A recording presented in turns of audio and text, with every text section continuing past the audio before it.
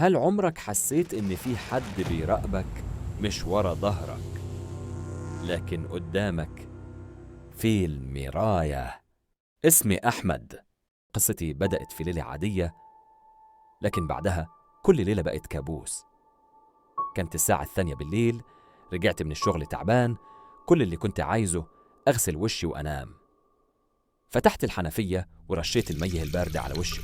بعدها رفعت راسي وبصيت في المراية وحسيت إن في حاجة غلط. انعكاسي ما رفعش راسه معايا فوراً، اتأخر 2 كاملين. قلت لنفسي تعب أو خدعة نظر، لكن الموضوع اتكرر في الليلة اللي بعدها واللي بعدها كمان.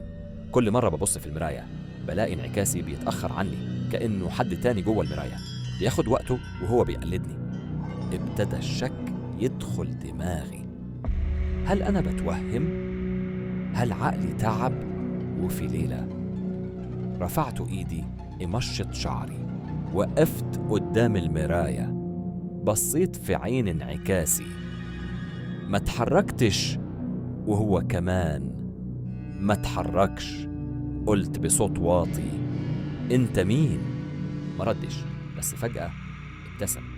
ابتسامة مش ابتسامتي، ابتسامة باردة ومخيفة، كأنها عارفة عني أكتر من نفسي. وبعدين مد إيده ببطء ولمس سطح المراية من جوه كأنه عايز يطلع. وفي اللحظة دي سمعت صوت خفيف ورايا. بصيت بسرعة وقلبي مرعوب، ما كانش فيه حد.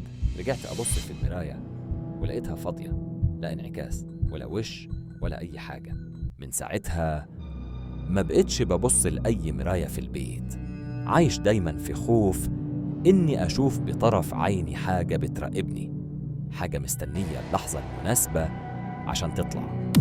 افتكر انت مش لوحدك قدام المراية، يمكن في حد عايش جوه المراية ومستني بس انك ترفع عينك.